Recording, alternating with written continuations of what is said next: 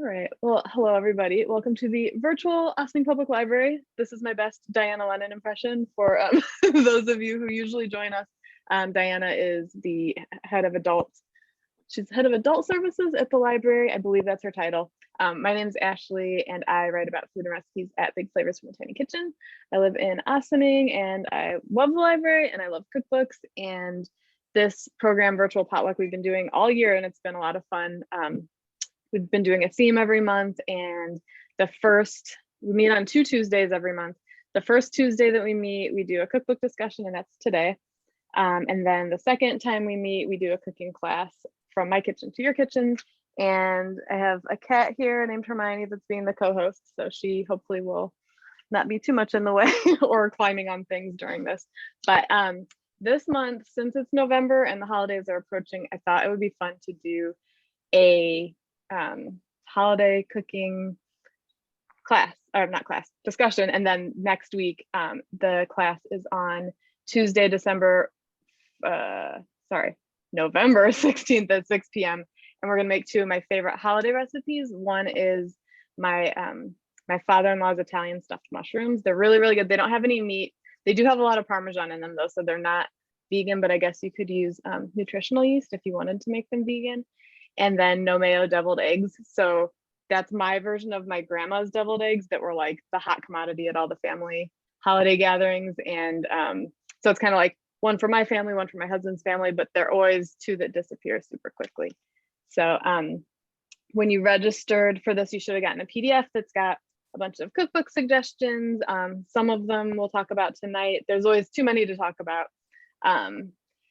And if anybody brought any cookbooks and would like to talk about that, please feel free to jump in. I always love hearing about other people's either favorites or things they've come across, or even like if you pick up a cookbook that's a dud, like do tell. I would love to know to avoid it or to like form my own opinion. And then the PDF also has some of my favorite holiday recipes. Some of them are from my family or my husband's family, or just like classics that we make a lot. And then the last page is always kind of like local restaurants or shopping resources for whatever the theme is. So this month it's places locally that I know are good for either having holiday dinners there. So like Mary was mentioning before we started recording that Shadows up in Poughkeepsie is where she's going to do her Thanksgiving meal. I've done not Thanksgiving, but Christmas at Risotto and Thornwood, and or Christmas Eve, they do an amazing job. So there's a couple restaurants on there, and also I put Goldbelly on there. If anybody's not familiar with it, it's this website where you can order like things from specific specialty places all over the country, and they'll ship it to your house. So like you can get a turducken, like it's all prepped, and like it's the thing that's like a turkey and then stuffing and then a duck and then stuffing and then chicken, and they like roll it up. It's crazy. But there's some things from famous restaurants you can get delivered to your house or send them to people. It's a lot of fun. So if did anybody bring a cookbook they want to talk about, or does anybody have a favorite like holiday recipe that they want to, or just a dish? Like Thanksgiving is next, so is there like a Thanksgiving item that has to be on the menu for you to consider at Thanksgiving? Well, something I always make, I learned this from a really good friend. It's so easy. You just take a bag of cranberries, 2 apples, 2 oranges, and you just pop everything in the food processor. Maybe like, depends on what your sugar, like your sweet tooth is. I usually put I don't like things too sweet, but obviously you need the sugar because the cranberries, but then you'll have the apples and the oranges. But I usually put maybe a quarter or a half a cup of sugar, and you just put in the food processor, and then it's done in like 10 minutes, whatever. And then it's so good. It's very refreshing. That's the thing. Like, yeah, it's not like heavy. It's like whenever I make it, people are like, oh wow, because sometimes it can have really heavy foods, obviously Thanksgiving or a lot of food, but it's just very tart and very refreshing and very it's good for the palate, I find. Nice. Yeah. So do you put it like kind of like on the side of things like you would like a cranberry sauce, Yeah. but it's just like way faster because you don't have to cook it at all? Yeah. I mean, I guess it's not, I mean, I guess it's not as fast as just opening up a can of cranberry sauce. Oh yeah, but Yeah. right. Yeah. But and it yeah. won't be shaped like a can when you like go to Yeah, turn it yeah, out on the thing. exactly. That would probably be good, like if you took a log, either like cream cheese or goat cheese and rolled it in that, like Yeah, that would probably be really that good. pie tastes really good, but it's very versatile, but it's like super, super refreshing. Yeah. Yeah. Yeah. And I'm always like a deviled egg freak. I love deviled eggs. And then I like pumpkin pie. I think sweet potato pie I prefer, but my all-time favorite pie is this rhubarb custard pie. It's not very in season for like the fall holidays, but if you happen to have frozen rhubarb, that's one that my family, like my aunts used to make. And it's a really different type of pie than like a strawberry rhubarb or something that more people are familiar with. So it's like very tangy and tart. But that's one of my favorites. Or this Dutch apple pie. I can post. Did I put those in? I may have put those on the list. I definitely put the Dutch apple pie is on the PDF. This is the rhubarb one in case anybody's interested. But what about anybody else have any before I start diving into cookbooks they'd like to share? My answer would used to have been some kind of stuffing, but ever since I tried squash casserole, which has stuffing in it, like I don't even care if I have regular stuffing now anymore or not. That it's butternut squash and like Pepperidge Farm stuffing and sour cream and cream of chicken soup and onions. And it's delicious. And yeah, because I know like when there's multiple kinds of like stuffing dressing type things, it's like you want to try them all because like they're there and you feel like you have to like load your plate up at Thanksgiving. But yeah. It's always moist and it doesn't dry out. It's really good. Oh my gosh, I just realized something really funny about this cookbook. Okay. I've had this cookbook for years and I didn't put it on the list, but I was looking at it earlier today and I was like, oh, I need to share this book for this discussion. So this book is called Teeny's Tour of Pie, a cookbook. I'm not sure if the library has it, but I can ask Diana. So it's Mastering the Art of Pie and 67 Recipes. I just noticed when I opened the cover, they purposely put like as if the pie transferred onto like the jam from the cover. I have not noticed that ever. That's really funny. So this cookbook I loved.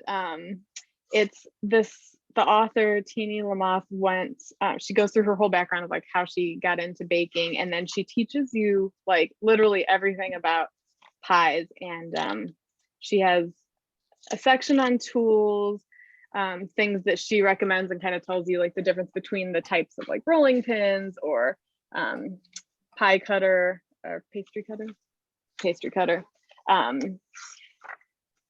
Things that are not, I've never used one of these little birds that you can put in to vent a pie. Like you stick it in the middle and it like lets the steam come out.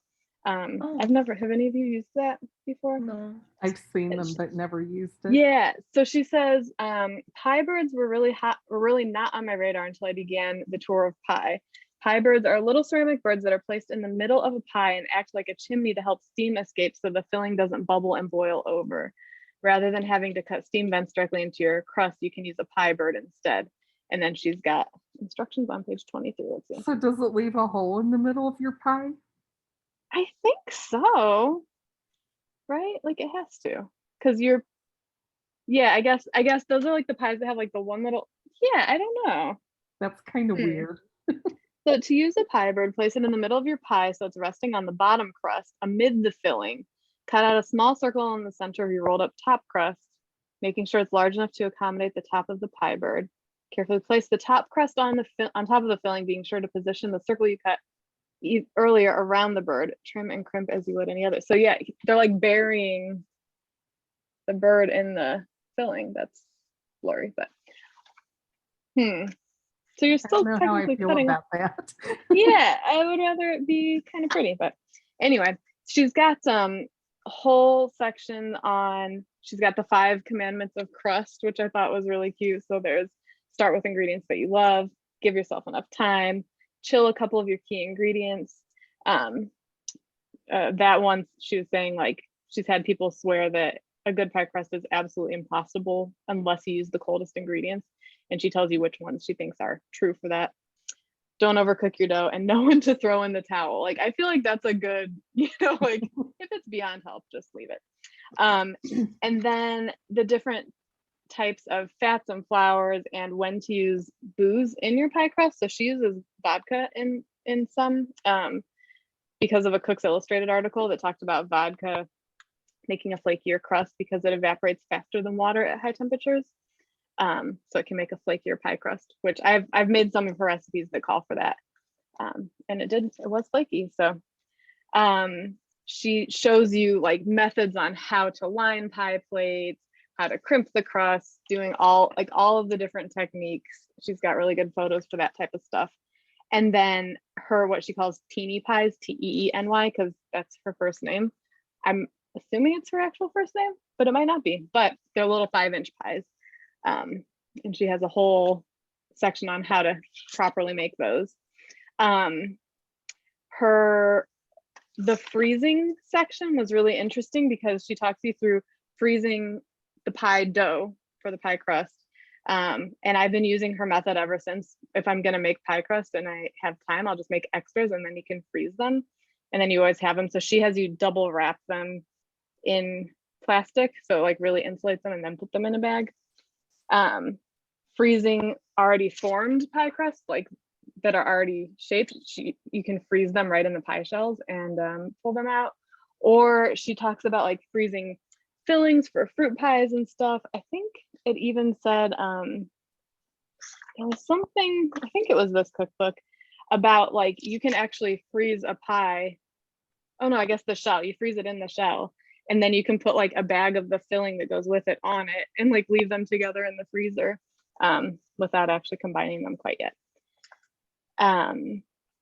So this has lots of different types of crusts. You've got whole wheat crust, all shortening, buttery, savory pie crust, because she's got a lot of savory recipes in here also.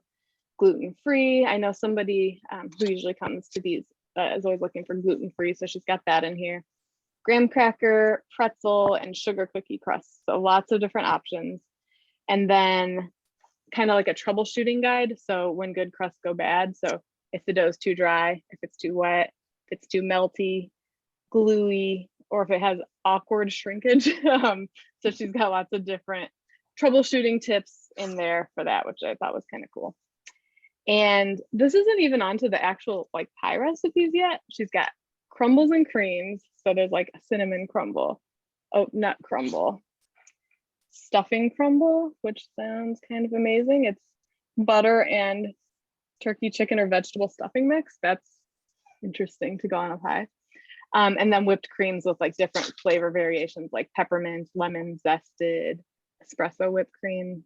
So that's all like the precursor to the pies. And then the whole section, so we've got like fall pies. The chai one sounds amazing. She's got a cheddar cheese crust. This is her rosemary caramel apple pie. So she's got some really fun flavor combinations. I had typed one up. I got this book for review years ago, and one of the books, or one of the recipes, was this bourbon bacon pecan pie. It was ridiculous. It was really, really good. And then I also made her peanut butter brownie pie with pretzel crust, and like that's just a good combination. So those were both really good. She's got fall, winter pies to hibernate by. So she does all the different kind of themed, walking you through the whole year, because I guess pie is like, it's timeless. You can have pie any time of year. And I've never made one out of here that was not a hit. So this Earl Grey cream pie with sugar cookie crust sounds really good. I mean, right? Because like tea and a pie, I feel like would be really good. So yeah, this book is one that I hadn't planned on talking about, but I think it's a really good one. Oh, breakfast pie with a hash brown crust. And it's got like hash browns and rosemary, leeks, mushrooms, eggs, Parmesan. I feel like there's something for everybody in here, kind of. Does anybody have a favorite type of pie? It's hard to pick. In Indiana, we like sugar cream pie. Yeah. Mary, have you ever come across sugar cream pie? It's wild. No, but that sounds like I would, I don't know, go Like diabetic shock. Because sugar and cream and whatnot. I mean, I love pie, but it's all about the crust. It's all about the crust. And well, I mean, but one of my favorite pie places, Pie Lady and Son. Oh yeah. In Nyack, but they shut down. Actually. Oh, that's right. So yeah. Now I'm hearing Noble Pie is really good, but I don't know. I don't know. I don't know. That I one? think it's just opened up in Rye or something like that. Okay. But I love cherry pie, blueberry pie, and I love it a la mode. So yeah. I made a cherry pie for my husband's birthday last year, and it was really good, but the filling it didn't get like quite thick enough, I don't think, but it was still delicious. But like using the cherry pitter is a lot of fun. Like I know, I love coconut cream pie.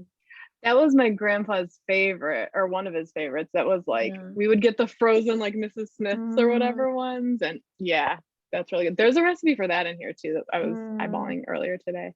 I love banana. I love pie and ice cream too. So oh yeah. Banana cream pie is one of my favorites.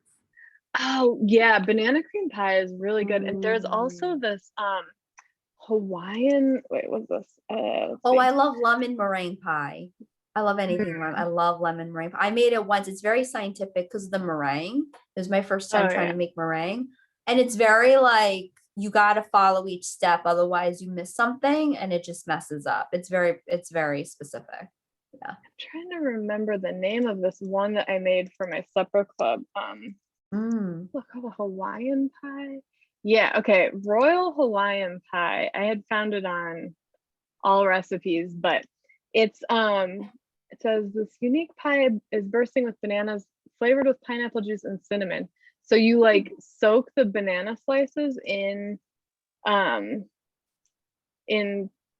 juice and sugar and for a while, and you let it soak, and then you put them in the shell, and it's so good. Like I don't know what it does to the texture of the bananas. It's really, really interesting though. Yeah, I really want pie now.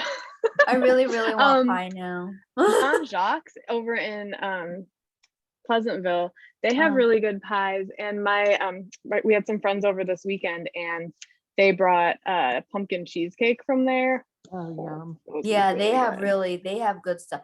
Yeah, they have, oh yeah, it's really good. Yeah. I know this is changing topics, but I am currently addicted to Black Forest cake.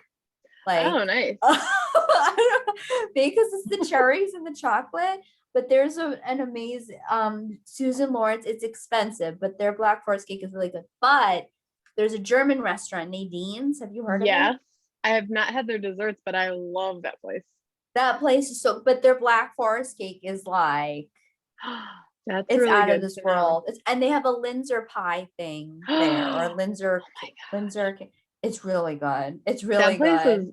We've only ever done takeout from there. It's super cute. I want to go. They have like a really nice outdoor seating area too. Oh, Nadine's, they have beautiful outdoor seating. Absolutely gorgeous. Yeah. Yeah, they're oh man, I love. Yeah, it's like, it looks like, if you haven't been there, it's like a house on the side of the road, but it's like this amazing German restaurant. They have like it's really yummy. Schnitzel. I told some friends about it, and they went, and it was like they had been to Germany before, and they said like this was like brought them right back. Like they were. Oh yeah, it's legit. Yeah, it's definitely legit. Yeah. So I do have a lot of sweet cookbooks, but we'll go savory one, or I guess kind of all for one. This is Jamie Oliver's Christmas cookbook. Oh, it's very reflective. Are you not into Jamie Oliver, Hermione? Just readjusting. First of all, well, let's see. This book is from what year? Because, well, it was after 2016. This book was sometime after, let's see, 2016. And there's a list of like also by Jamie Oliver books. He has been putting out cookbooks since 1999, and he's got like 20 cookbooks on here. It's incredible. And they're huge. This thing's got 2 bookmarks, like 2 of these big string bookmarks in here. So this cookbook, I have to read the intro and the dedication. So here's the picture, so you can see adorable little Jamie Oliver photo. So dedicated to my nan, Betty Marjorie Palmer, aka Tiger, and then it's got her dates there. This, I was not expecting this, and I think that you guys will appreciate it. What a perfect book to remember my dear old nanny, who is such a kind, gentle soul. This time of year is all about bringing your loved ones together and, of course, remembering those who can't be with us. And Nan was always on great form at Christmas. One year, she was so excited to get her mitts on the stuffing that her paper crown caught fire on a candle, in turn setting fire to her heavily hairsprayed blue rinse. I clearly remember recoiling in horror at what Dad had to do to put her out. But we were all so relieved when the fire was extinguished and the meal soon carried on with gusto. And that's Christmas for you. It never goes according to plan, but as long as you keep laughing, it will be all right. I thought that was so fun. Like, oh, how could you ever forget that? oh, that's so nice. It was, I mean, and like you instantly get like the visual of his grandma with like flaming hair. So he basically in the intro is saying that he's taken 17 years worth of his ultimate, most indulgent festive recipes and put all the favorites in one book for the holidays. So I guess if you want like a compendium of all of his favorite things, that would be this book versus one of the other 20 or so. But he has like an equipment section at the front that tells you, he reminds you one of the things to check weeks ahead of the holidays is to make sure you have all the equipment that you need, because he says, you can't tell you how many stories I hear people going to cook their turkey and realizing they don't have a pan big enough for it, or that they've gone the other way and the pan doesn't fit in their oven. So just like making sure you check things like that ahead of time. But literally like everything in this cookbook, the pictures are incredible. He's got, throw my notebook. Got like a homemade gravlax, and it's such a wide range of recipes, and the photography is just gorgeous. What was that purple thing? Sorry to interrupt you. The gravlax? one No. That was so gravlax is like, it's a salmon, and it's cured. I think, is it cured? So this one is with beets, horseradish, vodka, and dill. Wow. And you so you have to mix the beets with salt and sugar and vodka and dill and lemon and horseradish, and you like crust the fish, and you cover it with like plastic wrap, and then you weigh it down in the fridge for, how long does he say, up to 48 hours. And it like it cures it, so it's technically raw, but it's cured. So like kind of, it's like good for like slicing with like bagels and stuff. I've done one, not this particular one before. It's kind of cool how it works. Like you just like kind of pull the stuff off, and the texture changes, and the compression and the salt, I guess, draws out the moisture. Interesting. I never heard of that before. Yeah, it's pretty cool. The one, I can't remember if I actually shared that, because that was another one I did for our supper club one year. I don't know. It wasn't hard to do. It's just weird because you're like, I've got a whole piece of fish sitting under a blanket of salt and a weight in the refrigerator. But interesting. Yeah. And then he's got like, I mean, they've got like a porchetta, like a big pork roast. I don't think I've ever made this, but I've eaten it and it is really good. So I'm like, if Jamie Oliver is recommending it, like this is what it looks like when you slice it open. So it's got like this gorgeous filling running through it. Wow. It's roasted pork loin stuffed with beautiful things. That's what he calls. That's what his line is.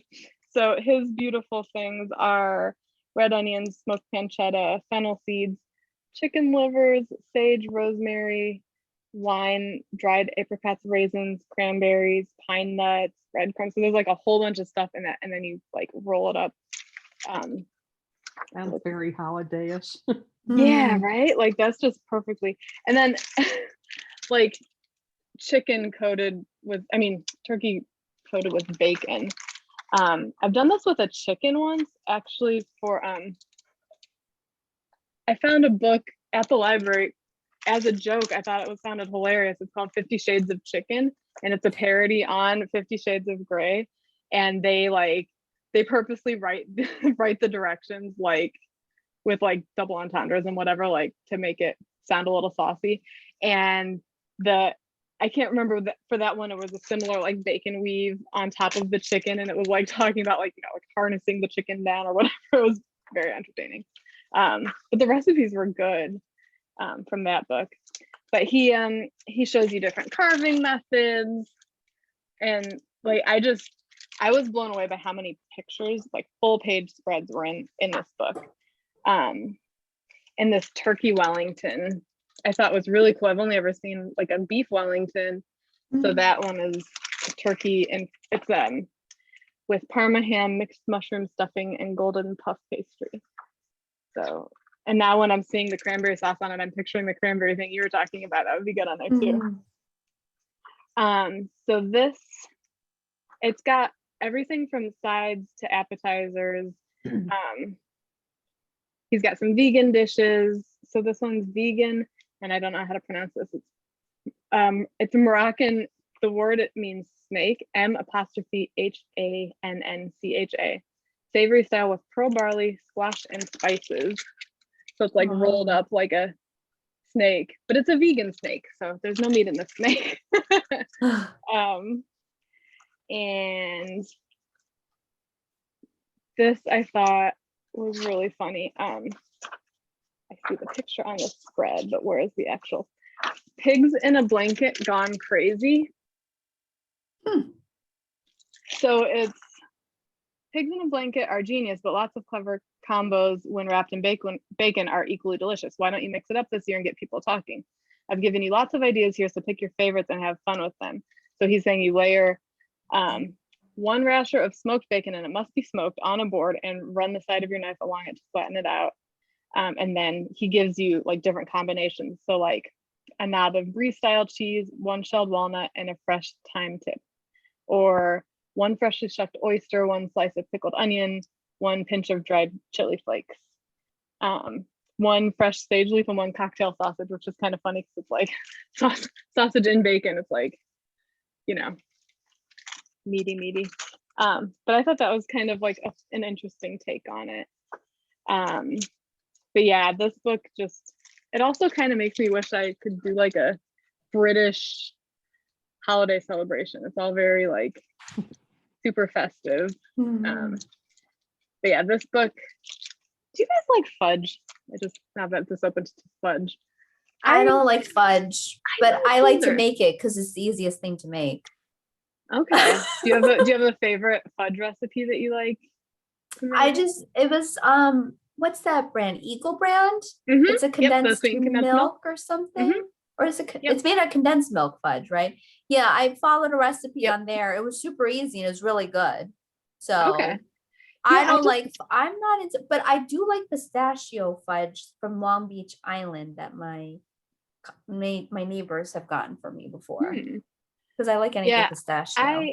I like hot fudge a lot. But fudge, like at gift shops, like I just like a lot of times like gift shops on like the boardwalks, I'll have like fudge, and it's always like my son, he'll be 10 in a few weeks. He's always like, why is it like buy one get two free? It can't be that good if they're giving all away. He's like, how are they making any money? And I'm like, don't know. That's a really good point. Yeah. It definitely depends on where you get it. Yeah, probably. I'm sure that like there must be some place that makes them really good, but I would maybe like Island in Michigan is really good. Okay. I guess it's kind of the same with like saltwater taffy. I'm just like, meh. But it's the Long Beach Island one that makes that fudge. It's really I mean, I'm not a huge fudge person, but every time my neighbors go there, they get me the pistachio. That's good. I think because they make it in some kettle copper thing. I don't I know know. they have like old like antique candy making Yeah, equipment or yeah. whatever. Yeah, like they're Yeah. known for that. So yeah, he's got like all sorts of desserts. He's got truffles with spiced rum, crushed nuts, and cocoa. And I've made this style of truffle before. It's actually really pretty easy. You just need to get kind of like good quality ingredients, and it's pretty good. He's got biscotti, Florentines, which whenever I see these, I think of like the Great British Bake Off baking show, which I think I'm up to date on. It's a very good season. And then honeycomb, which I think it was at last month's cookbook discussion. Bambi, who was here, she works in some professional kitchens, and she was saying, I was noting a recipe that had a honeycomb topping for something, and I was like, it seems like it would be super temperamental, but I'm kind of curious. And she said, if you live somewhere where it's humid at all, don't even try. She said it's like something with the humidity in the air, it won't work out very well. So I'm like, I'm very glad you told me that before I went to try to make it. He's also got a hot cocoa mix in here, which I haven't tried his, but I think I put in the, I didn't put in it. I have to share it. This is a hot cocoa mix recipe that my middle school teacher, I can't remember if he's a history teacher, he gave me this recipe. We made it in class one day, and his name was Tom. I had this whole like thing where I couldn't remember his first, like what his last name was, because I was in 6th grade when I was in his class. And through the powers of the internet, years and years later, all these people were like, oh, I had that teacher too, and this was his last name, and tried to find him. His daughter found me through this post. His niece would call him Uncle Tom, and it was based on like he had this cabin that he used to go to stay in, and he made this hot cocoa mix. And it's like the ingredients don't seem like it would make it that exciting together. It's Nestle Quick, Coffee Mate, cinnamon, cocoa powder, Ovaltine, instant dry milk, and powdered sugar. It is so good, and it makes a huge batch, and it's awesome for gift giving. I don't know if I gave any to the librarians last year. Usually I make a big vat and I'll like divvy it out into jars and stuff. So it's a very good one. Are we feeling back towards sweet? Maybe. I think. This book, Gingerbread Wonderland, is adorable. I mean, I don't think I've actually ever made real gingerbread. I've made things with molasses in them before, but she's got, I mean, I opened it and immediately smiled. Like, that's just adorable. It's like, you can't not smile. But the author has some really great tips. She gives you like a basic light or dark gingerbread dough recipe. And on, let's see, page 11, she talks about the different types of molasses. So there's light molasses, dark molasses, and blackstrap molasses. So that's kind of the difference in what you're using to make the light or the dark colored gingerbread. So the light molasses is the syrup resulting from the first cooking of the sugar cane. It's amber in color and similar in appearance to honey. It's the highest sugar content and the mildest flavor. So then dark molasses is from the second cooking of the sugar cane, and it's slightly thicker, darker, and it's a little bit bitter, richer, and has a less sweet flavor. And then blackstrap molasses is the third cooking of the sugar cane. It's very concentrated, and it's the darkest, least sweet, with a distinctively strong, almost pungent flavor. So she says she uses both in her recipe, the light and the dark in her recipes. And then the light dough gives you light golden cookies with a mild sweet flavor, and the dark dough gives you a darker cookie with stronger, spicier flavor. And she in the back of the book has templates for the different types of gingerbread houses. So you can like, I guess you could like photocopy them and make them bigger, because it's a very small book, but she gives you all the measurements for things so that you can do these different types of gingerbread builds, because so it starts with just like cookies and tips for piping, royal icing, like the different types of icing, like thicknesses and what you use them for. So there's a lot of really interesting information on that type of thing. And she talks about custom cutters, and how, let's see, what page was that on? 7. Using cutters, plastic or metal will yield a sharper edge and a more uniform batch of cookies than making your own templates and cutting each out. But sometimes you can't find the right cutter for the job, so it's best to draw your desired shape onto thick cardstock and cut out using a small sharp scalpel, because everybody has a scalpel at home, I'm pretty sure. Use a new blade or a knife tip to cut the dough, making sure the dough is well chilled before cutting it to keep it from sticking, as it takes longer to cut by hand. So I thought that was something I never thought of, like the type of cutter really making much of a difference. But and then she walks you through with a lot of warning about how like it's very dangerous and high heat and you can burn yourself, making caramel glue or edible glue for holding the your gingerbread structures together, and says, you know, you might just want to use royal icing, but she gives you the tools for it if you want. So the different sections, she's got like the decorative little tree hanging gingerbread cookies, which always look pretty. I always wonder if people eat these after. You know, like I've seen them on people's Christmas trees and stuff, so like they sit out for weeks. I feel like they couldn't be very good. But if you have pets, I wonder how you keep them from eating them. I'm still not sure. I'm like, are we gonna put up our tree? Because I don't trust this cat. Like, I feel like she's gonna, I don't know. We'll see. But yeah, they definitely, we might need a ham, egg, and cheese sandwich. So I don't know if she could be trusted around gingerbread. I think maybe sweet's not really her thing. Dogs, I feel like, would definitely. Dogs would gobble them. Yeah. She's got just like the regular, you know, like little gingerbread families, snowflake cookies. So kind of your basic types of cookies. Oh, that's cute. That's an upside down gingerbread man. That is. Yeah, yeah. Ah, it's very clever. I love seeing like repurposes like that. She's got some sandwich cookies that she uses the bottom of a glass to press a pattern into. It's pretty cool. What I thought was super, super cool about this, there's a section on houses. They look too good to eat, but smell too good not to. So look at these. These are crazy. Those are edible? So we've got, I don't think this one is.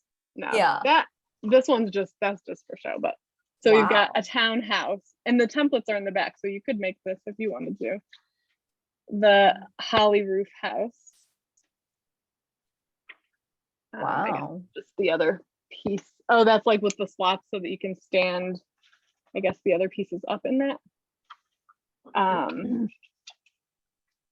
The Hansel and Gretel house, which I thought was like a funny thing to call it, because that's like what I picture when I think of gingerbread houses, like the candy all over the place. A gingerbread street. And then you got your country cottage, a lot of like icing. It's not around anymore, but Wobble Cafe and Osmond used to do like gingerbread decorating parties all the time. Like you could go and have like a party and a whole table, and they'd give you all the stuff, but they would make the gingerbread and the icing for you, so you don't have to do all the work around it. And then there's a section on creations with gingerbread. So you've got like a edible star wreath. And then she's got, which is I think the cutest, the little mug, mini mug gingerbread houses. Those are so cute. I think that's so They're cute. really And cute. I wonder about using that. So she's got the template for that. I wonder if you could do that with, you probably could, with a sugar cookie on some hot cocoa. So you got your, tells you how many of the chimney pieces you need and how many of each of those. I think that'd be really cute. And I'm like, because I feel like a big gingerbread house, like it looks cool, but like they usually get wasted. I feel like they get wasted. Yeah. So like you make something cute like this, it's adorable, and then you could just more manageable to eat than like a giant house or like breaking off a roof or whatever. That's like the Christmas tree that's made out of all the star cookies kind of twirled around. So just some really fun, interesting things. This one, it's a chocolate birdhouse. So she makes gingerbread and like rolls it and cuts pieces to make it look like a birdhouse. Wow. Yes, birds, Hermione. And then the garland, that's like the other thing I think of. But you can see like the different colors really do, like it adds a nice dimension to it. The last section, she's got baked treats that some of them include the gingerbread, like a cake with the little houses on top, or these cupcakes have like a little gingerbread man on top. So there's a lot of really cute stuff in this book. I picked it up because I thought the cover was adorable, and now I'm like, I want to make cookie houses to go on mugs of hot cocoa. Yeah, this was a fun one. And then are any of you familiar with Cooks Illustrated? Yeah. It's like, yeah, so if you're not, it's this, is this still a magazine? It was a magazine for a while. It's a website. I think it's a premium one, like you need to pay to go onto it, but Yeah, you basically do. like, yeah, so like if there's something to be made edible, they will give you the most thorough, well thought out, like, it's a little overkill for me a lot of times because it's just like, we joke because there's one guy in our supper club who we're picking out recipes, and he's always the one. It's like he's basically like growing his own wheat, milling the flour. You know, it's like next level. But they have an all-time best holiday entertaining cookbook, and this is actually really cool because they test everything like massively. So it says the way they go about it in their test kitchen, which is in Boston's Seaport District.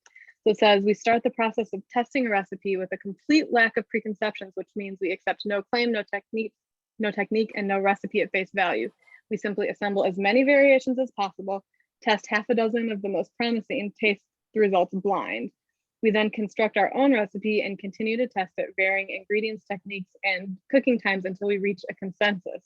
As we like to say in the test kitchen, we make the mistakes so you don't have to. The result, we hope, is the best version of a particular recipe, but we realize that only you can be the final judge of our success or failure. We use the same rigorous approach when we test equipment and taste ingredients. So they like nerd out.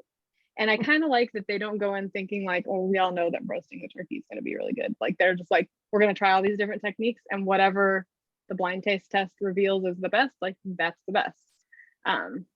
So it's very precise and scientific, but they give you, so there's a section that's the holiday playbook, and it breaks down some like tips for what you should do 3 weeks ahead, 2 weeks ahead with days to go. So for example, like 3 weeks ahead would be pick your protein, finalize your guest list, determine like the tone you want your celebration to take, pick out fitting centerpieces, or the fitting centerpiece protein, sorry. Turkeys and specialty roasts are an investment and require pre-ordering, so take care of this first. So they're like very much like cover all the bases. Refresh your spice rack. I don't do that. I know it's just, unless something like really has no flavor at all, I'm like, I think it's okay. But I mean, they do the test, so. They have a couple suggestions for different types of entertaining. So it's like hosting all the aunts, uncles, and cousins. The massive bird used in our roast turkey for a crowd on page 38 will satisfy up to 24 people and is best ordered well ahead of time. Use your big format feast as an opportunity to try out a wide range of savory sides. And then they give you like tips for if you want to do like a Dickensian feel for your Christmas and do like a boneless rib roast with Yorkshire pudding, or a Southern inspired soiree, and they have a spiral glazed ham, baked macaroni and cheese, or a small gathering for New Year's. They recommend pan-seared duck breast. They have all these different kinds of tips, and then the recipes. Like I think my husband would love this roasted artichoke dip. He's super into spinach dip, artichoke dip, and my son loves artichokes, which I think is kind of cool for a 9-year-old. But each recipe starts with why this recipe works, and there's a whole paragraph So like it'll give you the reasons per their testing why this recipe specifically works. And then at the end of each recipe, they'll give you tips on how you can make it ahead. So like for this recipe, to make it ahead, you can cover unbaked dip tightly with plastic wrap and refrigerate for up to 3 days. But they'll tell you anything that you can do ahead of time, so you can kind of help plan things out, which is pretty nice. So they have lots of, got like soups. They have a lot of things with variations. I mean, it's just like got me craving like all of the heavy casseroles and everything. Hey, what's that? Cranberry chutney with apples and crystallized ginger. That's kind of similar to yours, except it's cooked. But I bet yeah, it tastes ginger, better with the crystallized ginger. Probably crystallized gives it an ginger is a extra fun- kick or something. Good thing. yeah. You could like take inspiration from that and your one that you do and just like throw a little bit of it there without doing this whole like cooking the shallot and all that stuff too. That's what one of the things I really like about cookbooks is you kind of get like ideas for other things sometimes. You'd be like, oh, well, this worked in this recipe that might apply to something else that I like. So yeah, they have lots of different types of stuffings and salads. Got lots of like grain salads, wild rice things. Yes, what is that? Homemade cornbread dressing. Do you say dressing or stuffing? I feel like both are okay, but I feel like in New York they say stuffing. I say stuffing. When I think dressing, I think of salad dress, Southern? like blue, like I think of like Thousand Island. Yeah. Yeah. I always went by, if it goes in the bird, it's stuffing. If you cook it in a pan, it's dressing. Oh. But stovetop stuffing, right? Isn't the brand stovetop stuffing? I'm just saying what it's supposed to be. Oh, okay. I always thought dressing was like That's a what I've Southern heard the thing. difference is. And it Yeah. makes sense. So if you stuff the stuffing inside of your turkey, it's very likely that it won't cook properly because it's like you got this big ball of raw meat and then you've got the stuffing inside. So a lot of people do it separate, which I'm a big proponent of. We actually we do it spatchcocking on our turkey. So you cut the backbone out. You can do it with chicken too, and then you flatten it. And then it cooks more evenly because it's not a big ball, and then the it cooks in a lot less time. And the white meat and the dark meat kind of cook at a similar time. So you're not like overcooking the white meat so that the dark meat cooks through. Yeah. I need to mark this cornbread stuffing though. Dressing. Total time 3 hours plus 2 hours 45 minutes for cooling. Interesting. So like that one, the cornbread, it can be made baked and left in its pan up to 2 days in advance, and then instead of oven drying in step 2, stale cubed cornbread overnight at room temperature. Okay, so you're purposely staling your cornbread. And then they have lots of desserts like the classic lemon pie, tart. So that might be up Mary's alley. Not quite lemon meringue, but baked raspberry tart. Yeah. So this book, Gâteau Breton, I don't know if I said that right, with apricot filling. That's interesting. It's so hard because I feel like at family gatherings, you always like, there's like the classics that everybody expects. So it's like, sometimes it's hard to also do a new thing, but so obviously there's always tons of cookbooks that we can't get to because there's too much good stuff to talk about, but I will honorable mention throughout this great big pumpkin cookbook. The pictures are really great, and she's got some really interesting, like she's got a section on the types of pumpkin, nutritional benefits of pumpkin, and 25 ways to use a can of pumpkin. What book is this one again? I'm sorry, I missed it. This is called The Great Big Pumpkin Cookbook. I will be returning it to the library tomorrow, so it'll be back there. Okay. But it's got some interesting uses for it, like you can use it in, she tells you how to make a vinaigrette with it, deviled eggs, which I'm like curious, but I'm also like, I don't know if I would like that. I love deviled eggs, but I it's think like, that sounds disgusting. I'm right, sorry. right. Like, wait, pumpkin and eggs? Yeah, so she says have 12 hard-boiled eggs, mash the yolks with a half a cup of pumpkin and plain Greek yogurt, teaspoon of Dijon mustard, and a half teaspoon each salt and ground coriander, spoon into egg whites. Because I'm like, that's 12 eggs that I might be potentially ruining. Maybe I could try to get a small batch. I'm like, I'm curious, but I'm also like, that's 24 pieces of deviled egg, you know. But she's got like, okay, stirring it into hot cocoa, that I would try. So you stir a cup of milk of your choice with 2 tablespoons of unsweetened cocoa powder and a tablespoon of pumpkin puree and some maple syrup and pumpkin pie spice. Like, that sounds interesting. But like quesadilla, that one I think sounded the best of all of them. Spread 2 tablespoons of pumpkin puree on tortillas and topped with shredded cheddar, cheese, chicken, sauteed spinach, and black beans. Top with a second tortilla and saute in a pan until crispy and golden brown. So these are just like some suggestions up front, and then there's like a whole ton of recipes. There's like sweet stuff, savory stuff. Again, the pictures are really good too. So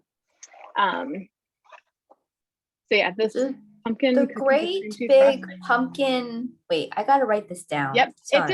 it's in the PDF that that came when you registered. It's on page 3. It's on page 3. Oh, the great big pumpkin cookbook. Okay, got it. Okay. And I'll say I had gotten a pumpkin cookbook from one of the like historic sites in Sleepy Hollow a few years ago because it was something similarly named. It was not very good. I tried a pumpkin cornbread and I did not like it. So this one looks a little more promising. I haven't tried any of the recipes though, but I love pumpkin. I'm cautiously recommending this one. So there's a triple chocolate pumpkin pie recipe that I put in there. It was from Martha Stewart and I changed it up a little. That is like, it's so good. It's like graham cracker crust and you line it with one type of chocolate, and then I didn't think chocolate and pumpkin would work together, but it really, really does. No, they do. Like I make like a pumpkin chocolate chip bread or cake. Like, you know, like banana bread, it's like that. Yeah. And it comes out actually really, really yummy. Yeah, I can see that. Do you put like any like pumpkin seeds on top? I've been putting pumpkin seeds on things lately. No, but that probably would taste really, really, really good. Yeah, give you a little texture up top. I've done pumpkin oatmeal, like a slow cooker pumpkin oatmeal. Like, you know, I love pumpkin. It's like, that's why I was just like, oh, what's that book? And canned pumpkin is different than canned pumpkin pie mix. Yes. In case anybody needs to know, my father-in-law once accidentally bought me a can of pumpkin pie filling to make this curried pumpkin soup recipe. It's such a good soup, and I had made it a bunch of times, and I went to make it for everyone, and my husband's like, how much sugar did you put in here? I was like, a tablespoon of honey. What are you talking about? He's like, I don't know. And I tasted it and it was awful. And we realized he bought, because the cans look exactly the same, because a can of pumpkin has a picture of pumpkin pie on it usually, because that's like the most common thing people make with it. Okay. And I saw this like study, like very technical study lately that like Libby's pumpkin pie is apparently like across the board the best tasting Libby's canned pumpkin for pumpkin pie is like the best. I guess some of the other ones, even the like fancy organic ones, like have like a little bit of a bitter taste or something. So yeah, I tried that. I tried this this organic pumpkin. I'm like, oof. Yeah, I don't know. Libby's is the best. I think it's the best. It's so simple and so good. Well, thank you everybody for coming. I will be back next week. Where the schedule's a little off for November and December because we're working around holidays. So it's not. Is that next Tuesday? It's next Tuesday, November 16th, 6 p.m. We're making stuffed mushrooms, no mayo deviled eggs. There will also be no pumpkin in them. Maybe I should like save like a little. Maybe I should like take one deviled egg and like throw a little. Maybe you just do one deviled egg. But I don't know. I just think that just sounds. Sorry if I sound judgmental. It just sounds like kind of gross. I agree, but I'm also curious, but not curious enough to make like 12 eggs. And then December, the theme is entertaining. So a lot of like New Year's parties and all that kind of stuff coming up. So the 14th at 7 is an entertaining cookbook discussion. And if you want to check out any books from the library, or if you have any, always happy to branch out and see some new things. Okay, sounds good. I won't be able to make it next week. I'm actually going away to the West Coast. I'm traveling this Thursday. I'll be gone for about 2 weeks. So have a great trip. Thank you so much. Yeah, but I was just like, oh, yeah, I'm taking it easy these past couple of days before I jet off. So that's why I'm like, that's smart. Yeah, so but that's what but thank you so much. I really appreciate. I am curious about I guess I don't know if my curiosity is that. I may take one for the team. I might try it. We'll see. Okay, you'll have to let me know how it comes out. But I do want to take that. I'm gonna make a note to myself about that book to borrow it, because I have 2 huge cans of pumpkin, Libby's pumpkin. So I was like, well, I guess I could try to do something different with it. Yeah. Awesome. Well, thanks everyone for joining, and I hope to see you again soon. And if I don't see you before Thanksgiving, have a wonderful Thanksgiving and enjoy hopefully some downtime. Yes, thank you so much. Happy Bye, Thanksgiving everyone. in advance to you and everybody. Thank you.